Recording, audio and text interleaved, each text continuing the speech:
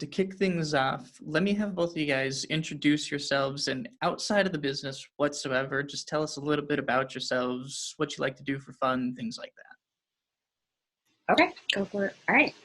Hi, I'm Katie Wilson. I'm the founder and CEO of TapOnIt. Outside of my business life, I am a mom. I have two amazing teenagers. I have a 15-year-old daughter and a 17-year-old son. They've been part of this entire adventure, so they've learned a lot about starting a business and hard work. So someday they will either make very good business owners or really hardworking employees. I don't know that they'll be good at taking instructions from other people, though, so they may be doing their own thing. I also have a dog. His name is Ollie. He comes to work with us every day, so he's taking a nap over there. He is my pride and joy, and a better listener than my children, so that's always a good thing. And cuter. And well, I won't tell him you said that, Aunt Sarah. Things that I like to do in my free time. I don't feel like we have a whole lot of free time, but that's okay. I love what I'm doing in general. My favorite thing is to take a nap. Huge fan of napping. I love traveling. Love getting to hang out with my kids. Yeah. Okay, and my name is Sara Castillo. I am the co-founder and president of TapOnIt. Katie and I are sisters. True. For anyone who's been wondering. Outside of working, what do I like to do for fun? I also like to travel. I'm very lucky that I have friends all over the country, so I really like to be able to take trips to see them. Live music and concerts is one of my absolute favorite things, so I love going to as many shows as possible. I do not have kids, but I have a dog that I love more than anything in the world, Paisley. She is a 5.5-year-old Springer Spaniel. And other than that, yeah, I mean, we obviously growing this company takes up most of our time, but I also enjoy napping, especially on the weekends. Oh, yeah. And I love to binge watch Netflix. For sure. All righty. So prior to starting up the business, if I recall correctly, you guys started up in 2015. Mm-hmm. Prior to that point, where were you at in life? What was going on? Is this the first business you started, or are you a serial entrepreneur, anything like that? No. Do you want me to start? Sure. What you want to tell them what you were doing before I called you? Yeah. So when I graduated from college with a degree in communication studies and theater arts, and moved to New York City and then to Nashville, and was working more in like promotional marketing, focusing on music. I was also always bartending to actually make money. And I really think that's probably where I learned my people skills and my sales skills. Oh, for sure. I had never done any sort of sales before this company. And really actually felt like I was in a bit of a rut for a little bit there. And that's when Katie called me up with this idea and said, do you want to start a company? I was like, sure, why not? And that's right. Kind of, that's so kind that's of how her side of things. Yeah. So for me, I have a degree in business management and accounting, which I guess I kind of use, but really it was kind of one of those needed to get a sheet of paper, right? Prior to starting TapOnIt, I worked in the newspaper industry. I was a digital advertising director at the Quad City Times for Lee Enterprises. So unlike most tech companies, our company is actually based in Iowa. Mm-hmm. We are in the Quad Cities, which is 2 cities in Iowa, 2 cities in Illinois. We're right on the Mississippi River. And so I was a digital advertising director for about 8 years. And it was when digital advertising was really just starting to become accessible to smaller businesses, local businesses. When they were trying to figure out Facebook, it was when Groupon first launched. And it was there that I figured out that I really loved helping to grow other people's companies, right? So getting to work with them on marketing plans that they could actually see a real difference from. Back in like 2013 was when I originally reached out to Sara about this idea that I had. And it really came from the fact that texting was so prevalent in our lives. It was something that everyone was doing. And yet on the marketing side, it really hadn't been tapped into. So for brands that were using text to market, they really were just still black and white bubbles, right? And mostly today, that's still what you see are just SMS. And we're all really visual people. And so I had never started a company. I had no clue what I was doing. I had never raised money before. So I kind of started working on this whole idea, reached out to Sara, and with her promotional marketing skills, and her ability to get people pumped up about stuff. And for me, I love the data side of things and the growth of a company. And so instead of growing another brand or something through the newspaper, I quit my job in June of 2014, much to my family's dismay, and started down the path of building something new. So we started talking to local business owners here in the beginning, and it was during that time, and this kind of leads to where we even just got started, that somebody who was starting a company here in the area reached out to me and wanted me to do sales for their company. And he's like, I want you to meet my investor and partner. I think he'll love you too. So a couple days later, I met with his investor, and unfortunately, I wasn't thrilled about their product. And so I, politely declined the offer, and he asked me what it was that I wanted to do. And so I somehow started spilling my guts on this whole idea that we had. And he's like, do you have a slide deck about it? I'm like, oh yeah. And have you put together a pro forma? And I'm like, kinda.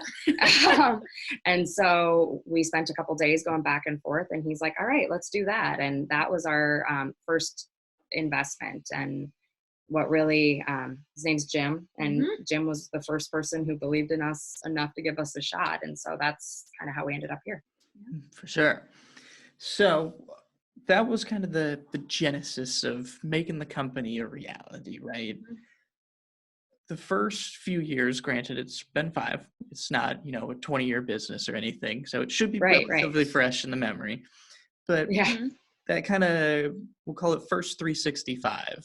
Going through that first year, what was it like? What did you have to do to get it off the ground? How'd you find clients? Things like that. So I had no idea how much money you needed to raise, right? I mean, I think that would be the big thing. And so, like I mentioned, we ended up raising $1 million locally in our first year of business. But it started much slower than that. And originally we started down the path of, before even going into TapOnIt deals, it was more about building an enterprise SaaS solution that would allow brands, American Eagle, Express, these brands who were already communicating in the text space, but without images and without a focus on the conversion from the text. So the whole idea was to build an enterprise SaaS solution that would allow these brands to take advantage of our technology to be able to have more engaging text messages. Really quickly, I learned that the money we had raised wasn't going to last very long. And so we took what we had built and created a branded solution, which is now TapOnIt Deals. So as a company, we actually have an enterprise SaaS model and a branded product. And most people are more familiar with the TapOnIt Deals side of things because that's really where we spent our time focusing. And so what was great about that is there was a revenue solution, right? So we weren't just spending money. We started to actually generate revenue, which was great. But in that first year, we almost ran out of money 2 or 3 times. And we're lucky enough to continue to have people locally who supported us and kept us going. And so, it was a struggle.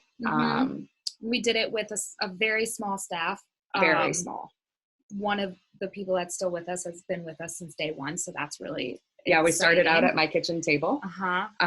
We all still use our own personal cell phones. We haven't gone and, gotten a telephone system or anything. And so it's still, but in the beginning she was sitting at my kitchen table. Sarah was still living in Nashville. Yep. And we were running really fast the first year. And I think that after our first year, I think we were like, okay, let's slow down and see what's working and what's not working and focus more obviously on the things that are working. So the first year was really fast, a lot of trial and error.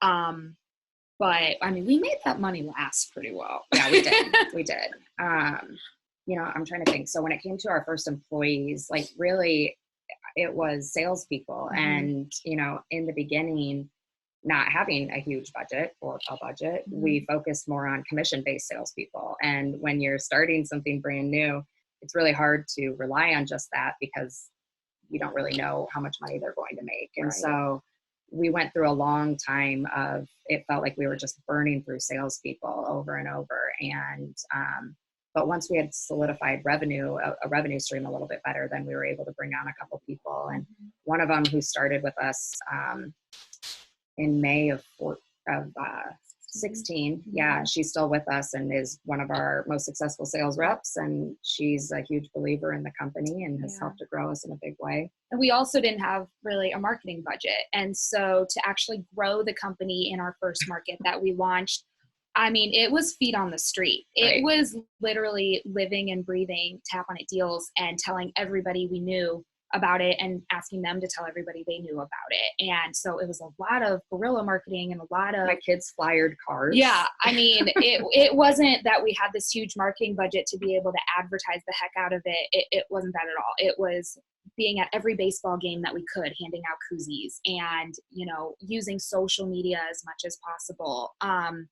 So that first year, and still now, you know, we live and breathe the brand and try to spread it as much as possible. But for that first year, it was because that was the only way we could do it. Right. Can you get me help me understand a little bit about the business model, the revenue model? How do you generate your revenues? Yeah. So let's so to kind of give you an idea on how the revenue model works, and really specifically on the TapOnIt deal side.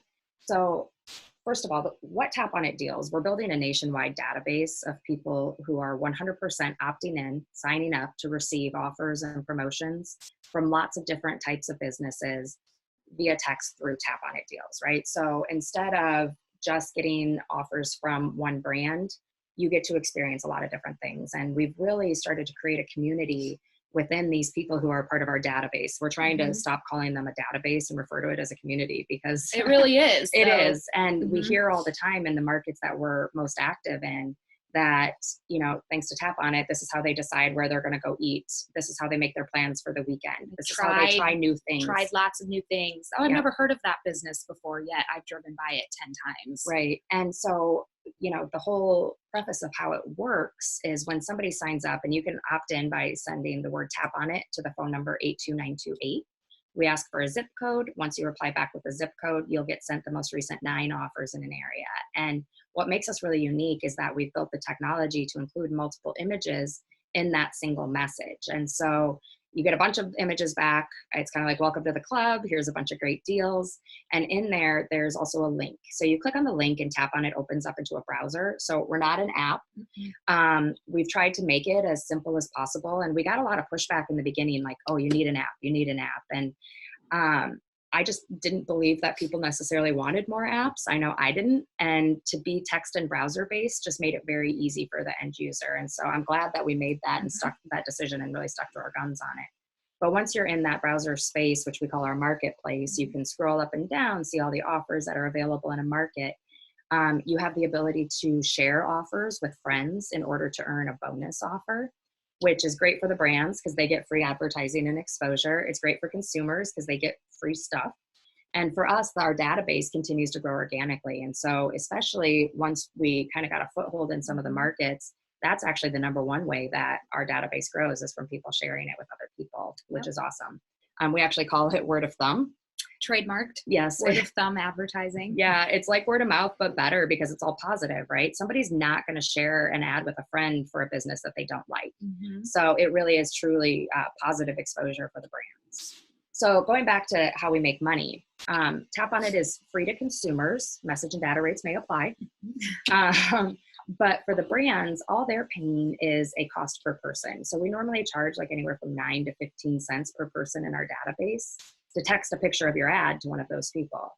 And we compare ourselves most closely to direct mail, right? You know, with a postcard, you're going to be paying 25 cents or above to mail a postcard to an individual. So with us, we're a fraction of the cost of direct mail. We're more direct, going into a list of people who actually signed up to receive it with a 98, 99% open rate, guaranteed visibility. They're not going to throw it away because it lives in their phone.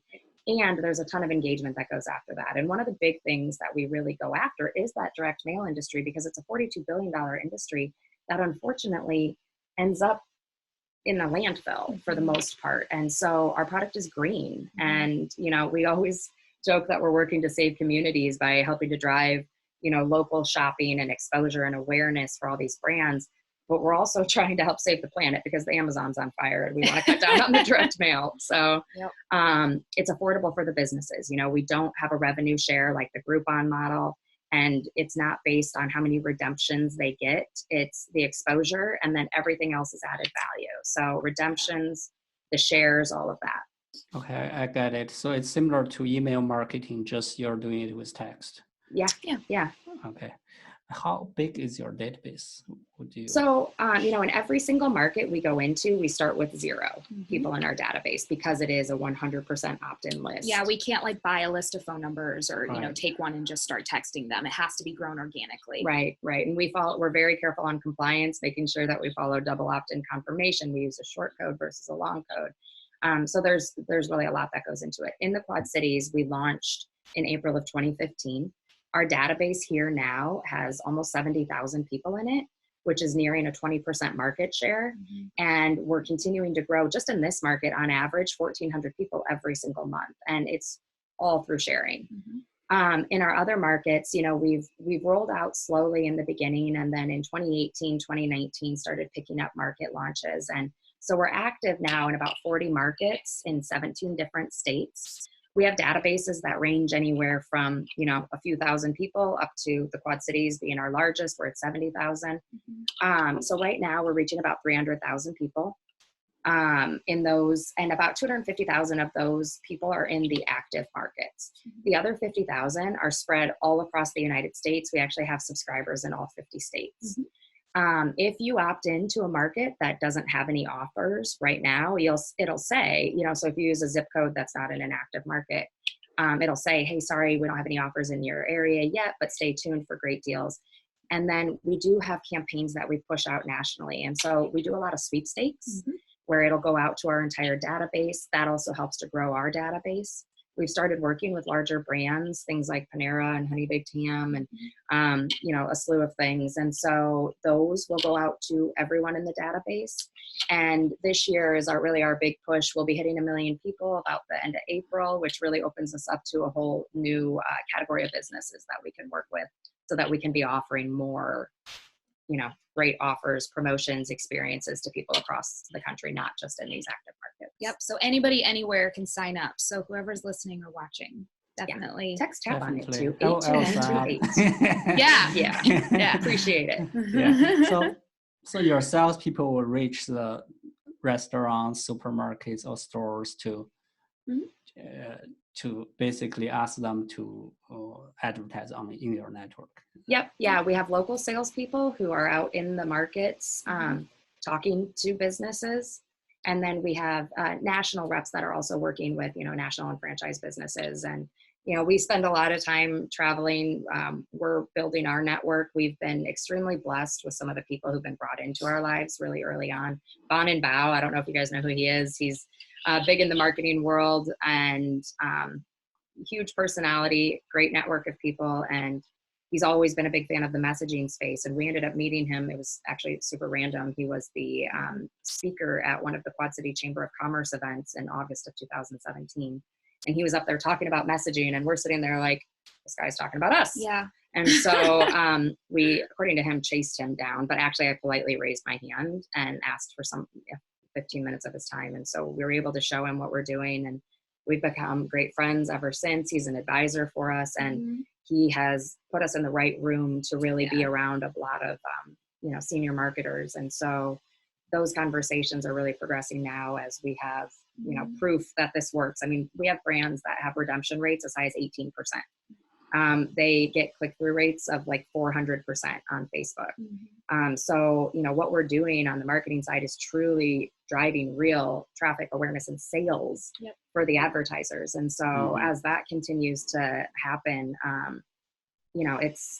he's exposed us to a lot of the right brands to be able to promote there. So the national sales are happening on that level as well. What kind of opening rate do you observe? For instance, with email marketing, the opening rate is very low. It's around maybe 10% or so. I assume you'll have much higher opening. Yeah, so it kind of depends on how you think about it, right? Because text messages in general have a 98, 99% open rate, right? So even if it's to get that little red one to go away, most people will open their texts. And like you just said, the problem with email is we all get a lot of them right now. And, I mentioned the compliance of text messaging and how important it is. And it's part of the reason that they're so strict is to make sure that our text threads don't turn into a spam inbox like a lot of email has. And so Right now it's really controllable. And so people are opening the messages, and even if it's for the 3 seconds that they're looking at it, the fact that we put the image into the text thread really does give pretty much guaranteed exposure for these brands. And then our click-through rate, right? So the actual click on the link in that text thread, on average is 14%, but depending on the offers and the promotions and the brands that are in there, we've seen as high as, 70. So yeah, it just kind of depends on what's being sent out that day. Well, and the fact, like Katie said, with the image, we keep our images very clean, where it's just the logo, the offer, and then something that the business, a call to action of some sort. Yeah. And so with that guaranteed exposure, businesses are doing all of these different forms of advertising that unfortunately we're not seeing them all these days, because as consumers, we're taking in our media different than we have in the past. Right. So at least we know that they are getting that guaranteed exposure, which can't be guaranteed for every form of advertising out there. And then our tracking for the engagement after the click is hugely important. And it's something that our advertisers absolutely love, because, once again, they're paying to have their ad texted out, but, all of that additional engagement is kind of icing on the cake. And it's real, and our audience is super engaged. So the numbers they see are pretty impressive. Yeah. And after, working with so many businesses over the course of the years, we've really seen what the consumers react best to. And so we're able to, give that information back to the clients that we work with and say, okay, we've seen that you're going to get the best engagement if you do something like this. So that's really helpful as well, that we have all of this data to see what they are actually doing with different offers from different businesses to help make these clients' campaigns even more successful, right? For sure. So we'll go ahead from here. Let's take a little bit of a step back, since we've made it to present day, obviously. Right. And Yes. how successful we've somehow how successful we've We're still become. here and still alive. Exactly. Initially starting off, you mentioned making that connection at the Chamber of Commerce meeting. Would you say there were any other really big breakthroughs where you kind of saw the company take off more so than it was already doing? Yeah. So, we mentioned earlier that we raised $1 million in our first year of business. And from there, being in Iowa, the whole go out and raise money VC side of things was not nearly as prevalent as it is in other areas. And being female has been harder too. It's something like 2% of VC funding goes to female founded companies. So we have kind of started with a little bit harder of a start being a female founded company. We always joke in Iowa, the tech hub of the United States. Man, right? and we're Hispanic, and I'm a single mom. I'm left-handed. Yeah, I mean, we've got we have so many issues, so many things against us, so many advantages, Yeah. right? But we didn't. Instead of trying to just go out and raise money right away, we really focused on revenue first. And once we had validated the model, we knew what was working, and we were ready to really grow faster. That was when I did start focusing on raising money, and it was really hard. It was, where we're at, we're about 2.5 hours from Chicago. And so I spent time in Des Moines, Iowa. I spent time in Chicago, and places in between with trying to raise the money. And honestly, people didn't get it. Right. And it wasn't until January of 18. So actually December of 2017, Sarah and I went to New York. We were out there for about a week, and I had a couple of, VC type pitches lined up.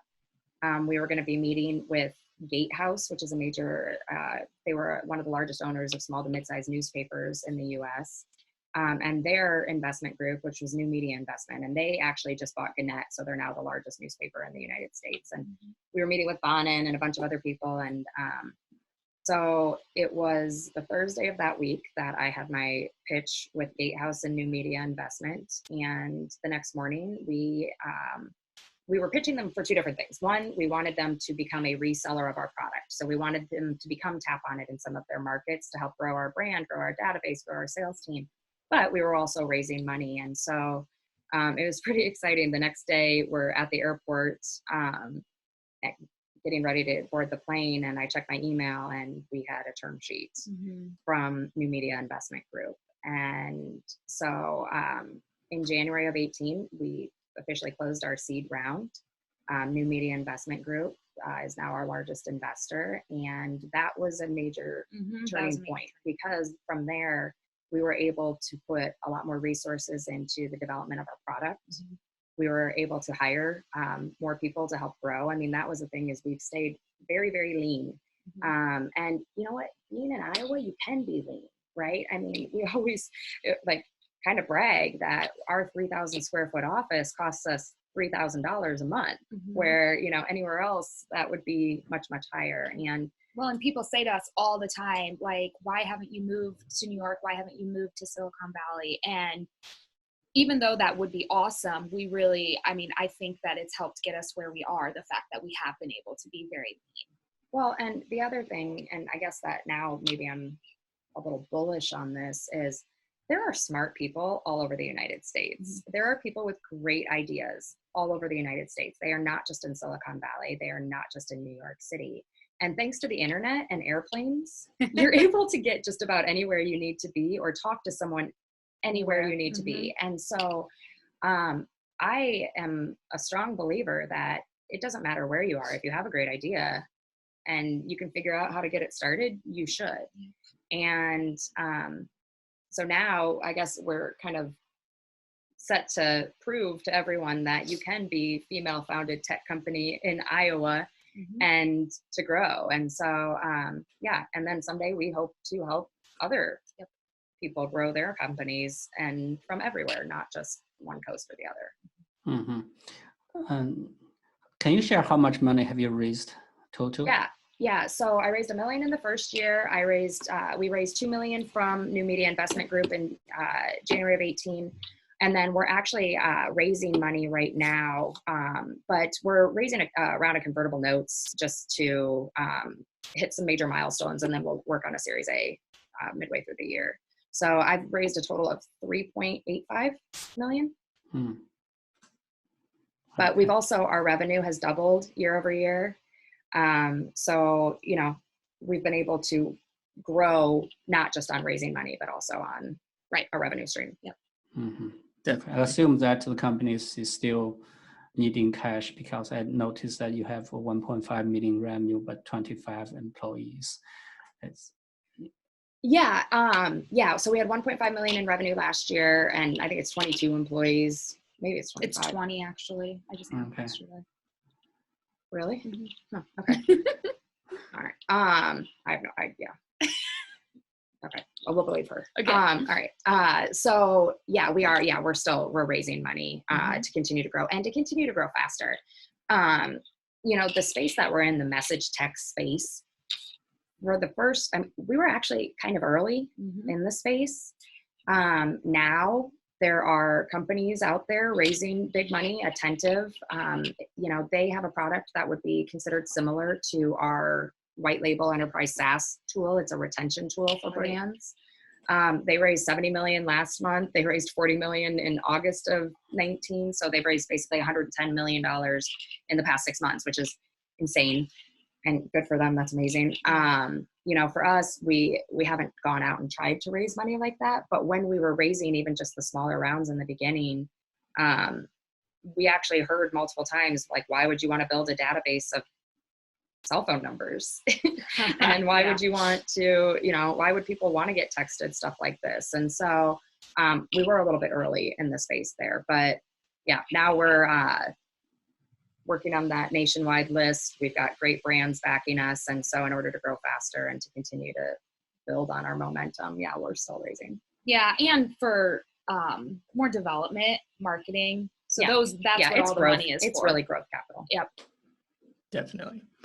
So y'all have kept things lean and taken a boots on the ground strategy from the get-go, really getting out there, doing the legwork yourselves, rather than relying on outside forces to make yourself a success. Along the way, what would you say have been some of the key things that you did right to really make the business flourish?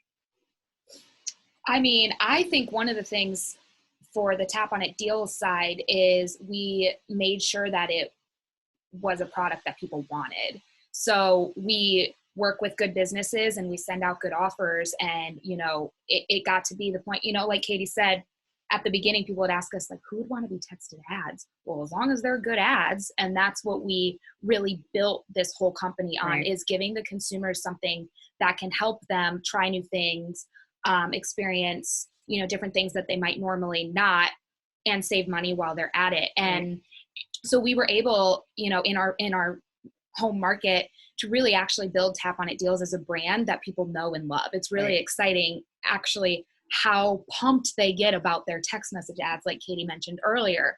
And so that's one of the things that I think we did right, and that we're really trying to make sure we do that right as we launch new markets across the United States. Well, and part of that came from, you know, we sat down and had a conversation, you know, with our team early on. Who is the most important person to this company? And at the end of the day, it's the end user in the database, right? So, you know, our database is gold. If those people are happy in the database, our advertisers will be happy, right? If the advertisers are happy, they keep advertising, so then we can keep growing. And so as long as we continue to put our community members, you know, first, and to really work on that quality, and to really be adamant about what we send and what we don't send to them, then everybody's happy. And I also think something else we really did right was keeping connections with people, networking, trying to meet as many people as possible, and keep that relationship with them. And if somebody said, oh, let me know what I can do to help, we would let them know what they could do to help. Right. And that's something, you know, that whenever people ask me if there's any advice I would give, it is to learn how to network, because, you know, it's you never know when somebody that you've met in your past can help you in the future. And so if you're able to send just an email of, hey, it was great meeting you, let's keep in touch. And then, you know, even 5 years down the road, be like, hey, remember me? You had asked if you could ever do anything to help. Well, here's an opportunity, or I wanted to give you an update, or whatever. And so networking, it's important. How do you two work together? I mean, do you get along well? Because lots of times the co-founders can have big problems. Oh yeah, people ask us that all the time. What's it like working with your sister? Are we supposed to give the honest answer? I don't know, or do we give the interview answer? No. At the end of the day, there's no one that we trust more. And so, you know, when we're working together, we know that we have the same goals. We know that we have the same values and the same mindset of what we want for our company. Right. Is it always sunshine and rainbows and puppies? No. When we argue, do we argue? Yeah. But we could be so mad at each other, and then in like 5 minutes, it's like, so do you want to go get lunch? You know? It is. So it really is. I think, you might think differently. I think we have a good working relationship because we will actually say what we're thinking. Whereas sometimes with other coworkers, you almost feel like you have to, you know, beat around the bush or be a little careful. Whereas with us, we can be honest. Unfortunately, we say whatever we're thinking most of the time to each other. Yeah, we can be honest about what we're thinking or what we're feeling or how we feel about a certain thing that's being done or not being done. But at the end of the day, we're sisters before anything else, and we do have each other's back for anything else. And if this company were to not work out, which it's going to, because there's no other option. Failure's not an option. But if something were to happen and it didn't, we're still sisters no matter what, and that's the strongest. Yeah. I mean, that's all that matters. The other thing that I've loved about doing this with Sara is that, you know, after she went to college, she moved to New York, she moved to Nashville, and I know it's hard to tell, and you probably wouldn't guess this, but I'm actually almost 5 years older than her. And so, so, you know, we never got to spend that much time together. And now over these past 5 years now, you know, my sister's always been my best friend, but now we get to actually, I know, stop. That was disgusting. But now we get to do so much more together and experience so much more of life together, and to have these successes and, you know, celebrate the successes, cry through the failures, and really figure it out. It's definitely, there are times where we argue, but at the end of the day, you know, we come back to each other. Absolutely. So you definitely regained that family connection that may not have necessarily been lost, but was a little distant. Sure. Would you say, which is a happy moment, good thing, right? Oh yeah, sunshine and rainbows. Sunshine and rainbows and puppies. Obviously, there are some puppies. There's definitely puppies. There's We always love puppies. puppies. Would you say there's anything about the business that you don't like, or things that you wish you wouldn't have to deal with, or mistakes along the way that you wish you could go back and change? I mean, gosh. Goodness.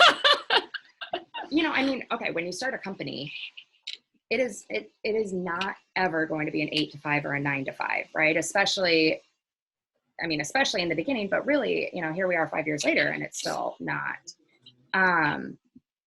Like I mentioned earlier, I have 2 kids and I travel a lot. We are, again, super blessed. Our mom stays with my kids when I travel. And, that's something that sometimes I have some regret about, but my kids are also extremely supportive. Mm-hmm. Building a team is hard. It's harder than I thought. Yeah. I had never had to do anything like that before. We're really lucky that we've got a really good team right now of people that all have the same goals as us and the same belief in the company. But it took a long time to get there. And it's hard. I mean, these are other people's families and other people's lives that we do feel like are in our hands in some cases. So that's really difficult. Well, and everybody talks about, creating your culture and, like in our head, we always have known what we wanted and we've talked about what we wanted, but then actually making sure that we're staying true to that. And while building a company that can be efficient and lean and, successful, because obviously if we were to, we would love to have ping pong tables and actually skee ball would be more our direction, but, we need to get shit done. So there's just not enough time in the day for all of that. And so it's been hard to, some people come in and they're like, oh, a tech company, this is, we get granola or whatever, but we do get pizza sometimes. Mm-hmm. Yeah. Lots of donuts. Too many donuts. So many donuts. You asked about a mistake, and I don't know that you can call it a mistake, but learning, I guess. You asked about a mistake, and I don't know if this could be considered a mistake or if it's just really a lesson. And it's something that people don't necessarily know. But originally, our company was actually called TapOnIt.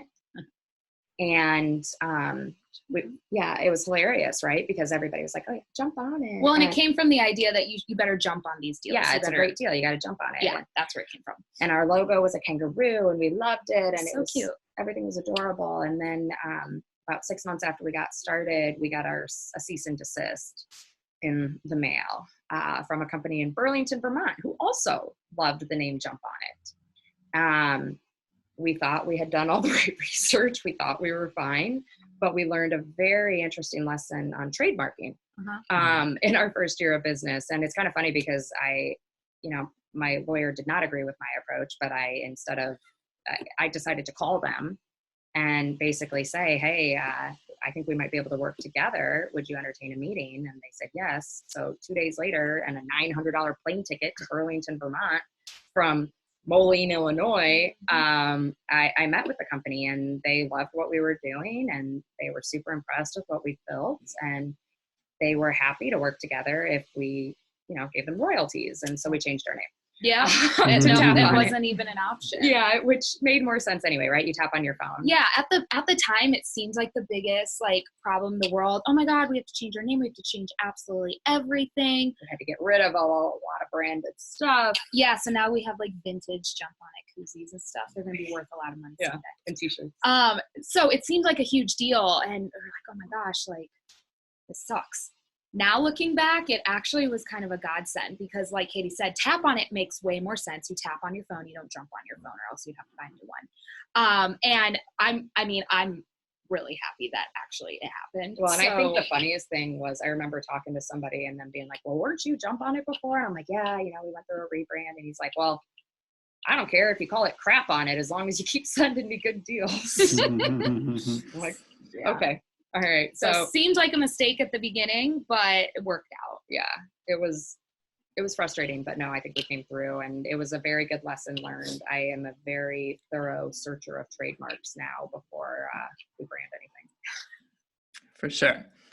So to take it back to a positive note, what would you say are some of the biggest perks of the positions you guys hold as the founders of this business? Oh man, I mean, we get to work all the time. It's so awesome. It's so cool. All You know, do we is get work. to answer emails at like 11 o'clock at night or 3 o'clock in the morning. And no, I'm just kidding. The cool conferences. Yeah, we've gotten to travel a lot. We've gotten to do a lot of things that you wouldn't normally get to do. Some of the conferences are like invite only, which feels kind of cool that we've made it, you know, that far to We're be on the invited. list. We made it on the list. So that's, I mean, we've gotten to meet some really cool people that I never would have thought that we would be in a room with. Not your like typical celebrities, like celebrities in the business world, right? People who have made it to these incredible Skittles. Yeah, yeah, like have made it to these incredible positions in their career that we now get to, you know, talk to them and get advice from and show them what we're doing. And they tell us that if we need something to reach out. And so now, I mean, our network over these past 5 years has grown immensely. And, you know, again, we hope to someday be able to help grow other people's companies. And the network that we build is not only going to help us and us grow TapOnIt, but it also potentially helps us be successful in building other people's companies someday in the future. Yeah. I mean, we're still pretty young, really. Yeah. So we've got, you know, a whole world ahead of us for different things that we're going to get to do. So we are very lucky that we've gotten to meet some people we have at the time in our life that we have, because it will be helpful as we continue with our careers. Well, and as a mom, one of the things that makes me super happy with what we've done is whenever I can, I try to take my kids with wherever we're going, you know, and I'm lucky they're at an age where they're able to take care of themselves, you know. I don't have to drag them along with me to every meeting or anything, but they've gotten to go some really cool places and meet cool people. And and they've gotten to see what hard work looks like. Yeah. You know, it's been pretty cool, I think, for them to be able to see Katie as a single mom building a company and working her butt off and still raising her family and still, you know, hanging out with friends and maintaining a social life somewhat. But really shows that hard work can pay off. It's not going to get handed to you, but you can do it. And so the fact that they're, you know, starting, they're seeing that now and know, okay, I want to start working now. Yeah. Will help put them in successful positions later in life too. Yeah. Absolutely. Proud mom. And on the note of growth and being excited for the future, what would you guys say you're most excited about actually for the future of the business? I'm excited just to continue getting the brand out there, to be completely honest. I want anybody and everybody to know about TapOnIt and to sign up and to stay tuned for cool stuff we're doing. We're doing a badass contest starting in the next couple weeks that anybody can sign up for.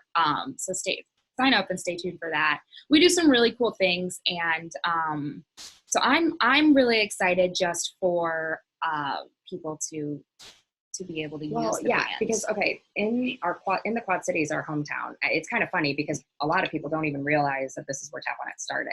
And but to hear people talk about it, even not to us, but to hear it in the background, or somebody says, oh my gosh, I heard this or whatever, you know, we hear all the time that they love TapOnIt. This is, again, how they decide where they're going to go eat, you know, try new things.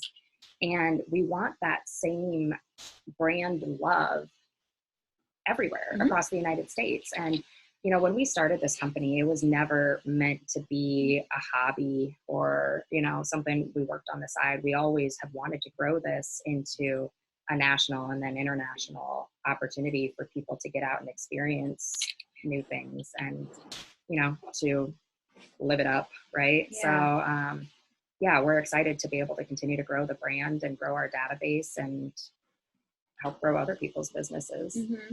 Yeah, and create new jobs for other people is Yeah. cool too. Building our team is awesome. That's been really fun. Hard, but fun. Yeah. And doing it from Iowa again is something that we're proud of and a little stubborn on. You know, as we continue to grow, we will have more opportunities to travel. We'll continue to meet great people. So that on a personal level is something that I'm excited about. Yeah, and you know, our technology continues to improve. The information that we can continue to give back to our advertisers on what's happening with their, you know, their advertising dollars that they're spending it's really amazing. And so yeah, we're excited to keep building all of that. For sure.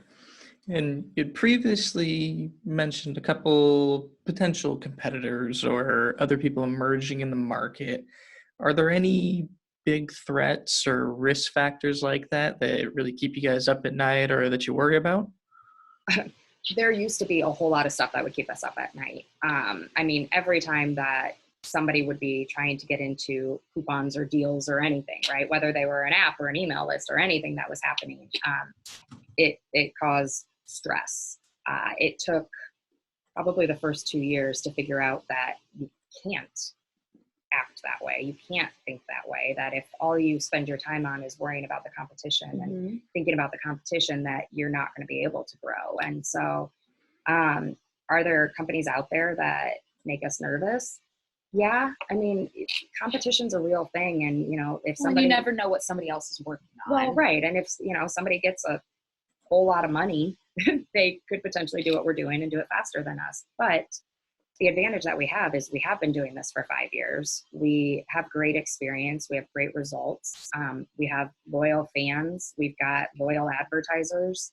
And so that gives us a bit of a head start in what we're doing. And so, yeah, I mean, we're worried about competitors, but I don't know that specifically keeps us up at night anymore. I think that, you know, trying to consistently double numbers and, you know, like I said, I love data.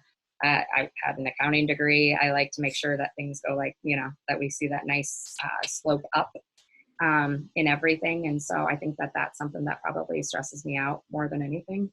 But even still, we've got an entire team now that are all working to make it successful. So that's helpful. Do you feel that your growth is limited only by the capital, the money you need to grow? Or are some other factors? No, I think that that's the biggest piece is capital. And like I said, we haven't really gone out and tried to raise a ridiculous amount of money or, you know, millions and millions and millions of dollars yet. And, you know, at some point that maybe we'll, you know, obviously we're going to raise a series. Not obviously, we are going to raise a Series A. We will do that later this year. To continue to fund and speed up our growth. But yeah, I do believe that the number one reason that we haven't grown faster is capital. You know, unfortunately, money can solve a lot of problems. For sure. And since you all are in, we'll call it the tech industry, or you base yourselves in technology, right? Is there any new and emerging technology that you'd love to get your hands on or utilize in the future? You know, I'm really excited about RCS. I think that that's in the messaging space, that's going to have a huge advantage, and it's something that we're already starting to work on. You know, if there was a magical solution that just popped into our platform, that would be great. It would save us some time and some money. No need for any AI bots doing your work or anything like that? Sure. Okay. So, you know, I'm excited about machine learning. You know, some people call it AI, some people call it machine learning. I think a lot of it is very similar. And it's something that we're also working on as well. For us, what that'll allow for our technology to do is to make sure that we are serving the right ads to the right people based on the interactions they've taken in the past. And so, you know, if you've eaten at a Mexican restaurant and suddenly we have a great deal on salsa, it might make sense for you to see that ad. And so that's something that I'm excited about continuing to build on and speed up, and just to be able to give people more of exactly what they want because we know what they've used in the past. Definitely. So to transition now towards entrepreneurialism kind of as its own entity, For somebody looking to start a business or get into an industry, what would you say would be your key points of advice for truly getting it off the ground and making it happen? I think one of the most important things if you're going to start a business is to make sure that you have a solid network around you, a support network, and that's anyone from your family being excited and believing in what you're going to do, to investors, to some key employees, because it's extremely lonely, right? It is. It's not easy. And not easy. And so to make sure that you've got people who are have faith and belief in what you're doing to reassure you when you feel down, I think is it's extremely important. When it comes to really getting started, I would say raise twice as much as whatever you think you need, and it's going to take 4 times as long as whatever you thought it would take. So to be very conservative in your projections and your estimations, because you'd rather over deliver than under promise. Yeah. I mean, I would say the easiest thing to do when you're trying to build a business is quit. That's so much easier than keeping going, but you have to just keep going. If it's what you truly want, you have to work your way through the hard parts and you have to keep going. If you have that vision and you see that what you're doing is going to make a difference, you have to just keep pushing through, even though a lot of times the easiest thing to do is just stay in bed. How many times did we say, I just want to hide under the bed today? A lot. But we didn't. We got our butts up and we came to work and we got through it. And there's like this really cliche quote about like, it's always darkest right before the sun, right or before like the dawn. Yeah, whatever, right? But it is super true. Like I've noticed that with us, a lot of the really cool things that have happened right after something really hard happened. Well, like I mentioned, we almost ran out of money like 3 different times, and but we haven't, right? And so and it's scary and it's stressful, and I definitely cried in my bathroom with the door locked so my kids don't hear, but I mean, it's led us to be stronger. Yeah. And so for somebody who's looking to start something, know that what you're doing is hard. If it was easy, everybody'd be doing it. And like I said, make sure that you've got somebody who's going to pick you up off of the bathroom floor and help remind you why you're doing what you're doing and to keep pushing through. Absolutely. And the story you've been telling us is going to be inspiration for people out there for sure. For yourselves personally, do you look to any people for that kind of inspiration, or any books or anything like that that really pick you back up in those moments? I love Sarah Blakely from Spanx. First of all, her Instagram is fantastic. And she, I've listened to her podcast and I've read everything I can about her. And I mean, she was tenacious in getting where she was, and she took chances, and now she's built this extremely successful brand that women love. And you can see the cool things that she's getting to do with her family. And so I do like to kind of look back at her story. I've listened to a couple of her podcasts multiple times just as a good reminder that you do whatever it takes, I guess. Yeah, I try to listen to different podcasts too. There's some that we really like How I Built This and things like that talk about different masters startups. Of scale. Because it is interesting, and listening to some of these companies and how they started and what the founders were going through, it's like, oh, I did that. Oh, I felt like that. Right. So it's kind of like, even though you don't know these people at all, and their companies are massive now, it's really cool to see like they were in our position at one point and they dealt with some of the crap that we've had to deal with, and they kept pushing through, and look at what they are now. So I love listening to that kind of stuff and reading books about that kind of stuff. Absolutely. And to get to our final question that we like to ask at the end, what would you say you're most grateful for at this point in your life? I'm grateful for the opportunities. Sometimes I try to think you know, okay, if we had never started this company, what would I be doing? And I have absolutely no idea, really. Yeah. Like, I could be doing something like incredible, or I could still be trying to figure out exactly what I want to do.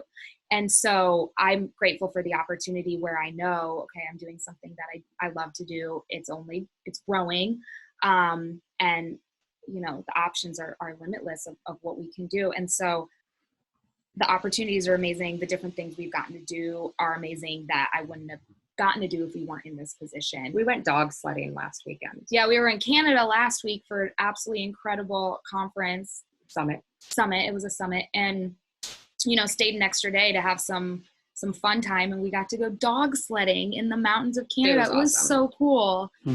So for me, I have a lot to be grateful for.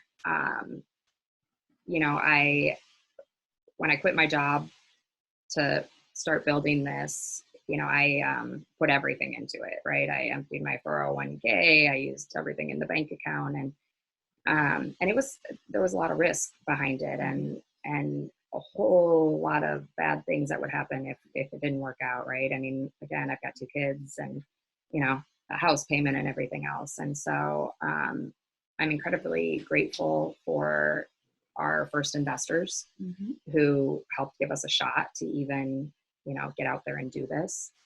Some of them really had no idea what I was talking about, but they're like, yeah, sure. All right. Yeah, I think I want to be part of that. I'm incredibly grateful for the connections we've made because of how they've truly helped to continue to grow us. I'm grateful for the people on our team because they all are in it and want to help build. So, you know, it isn't easy, but I got to say, we've got pretty awesome lives and a whole lot to be grateful for that we've been able to share with our families and our friends. And we are excited to keep doing that. And we want to put the Quad Cities on a map, right? We're going to be a tech hub. Just wait. Absolutely. That's great. For sure. Well, at this point, I thank you guys so much for joining us today. It absolutely was an inspiring story and a unique take on being an entrepreneur and working with family as well. Thank you guys. Thank you guys so much for joining us today and being a guest for us. Well, thank you for having us. We're excited to be connected and to be on here talking to you. Yes, thank you Thank so you. much. Absolutely. All right,